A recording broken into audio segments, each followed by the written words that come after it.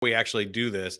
I'm sure it's really complicated, kind of like the first question we had here. There's a lot to cover, but could you give us the high level overview of what it's like to actually go through the process of evaluating and buying one? Because as you mentioned, this is something people really don't do a lot. If they do, they're probably not listening to this or anything, or thinking about their first franchise. But if somebody's never bought one before, there are steps. There's some legal requirements and cooling off periods and interesting, Yes. disclosures and all kinds of stuff to go through.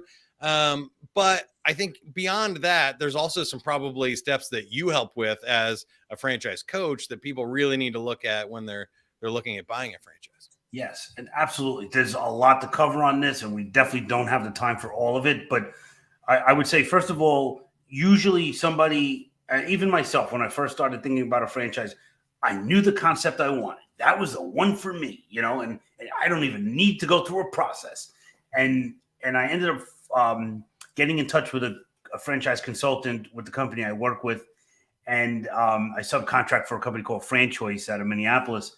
And I own the Franchise Academy, which is my learning teaching platform. But I got in touch with this consultant, and she said, well, number one, you can't afford what you're looking for. I'm not going to name names. And aside from that, their franchise agreement is lopsided. I'm like, well, what does that mean? I'm a government worker. And she explained to me that they had so many fees that the franchise company was making all the money. The franchise owner was making pennies on the dollar. That was unfair. That concept practically imploded over a 15-year period.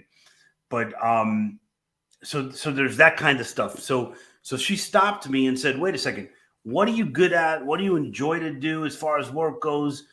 And that's how we're going to match you to a business that's going to be not a job for you, but it's going to be like you wake up in the morning and you love the role of the franchise owner. Just because you might be a great baker. I use this example all the time. You might be great at baking cakes and cookies, and every birthday and every holiday, people are like, wow, Mike, you should really be a baker. You should open up a bakery, right? And if you decided, you know what, they're right. Everybody loves my stuff, so I'm going to open up a bakery. You quickly realize that knowing how to bake is only 10% of the business, right? 90% is hiring, advertising, social media, search engine optimization, blah, blah, blah, all this stuff. In a franchise, it's in the package. It's like a business in a box, to not coin a phrase, but that's what a lot of people refer to it as, and it is. And so you got to start with yourself. Then once you figure that out, like, hey, I'm great at talking to people, but I really hate managing people. So maybe I need a business that is sort of like Sandler in a way, where I'm out talking to business owners and helping them grow their business, but I don't really have a big staff to start. I might add people along the way, but I don't need to have a store with employees and a rent and having the electric company be my partner, So it's yeah. So you got to figure out what the long term looks like.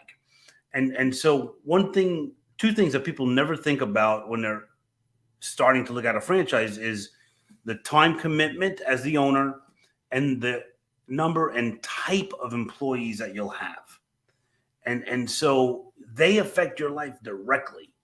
And so you gotta get that straight. So if you're opening up, a sandwich shop, there's a chance you're going to be opening up maybe 7 days a week.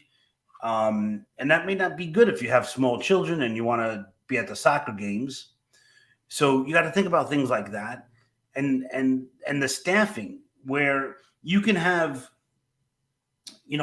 what I'll call, I guess, uneducated, unskilled labor, which is great. And you could give people a hand, get them a job and all that. Or you could work with people that are actually professionals. There's businesses where you're hiring medical doctors, right. So highly educated people. So who do you want to work with? Because it's going to affect your life.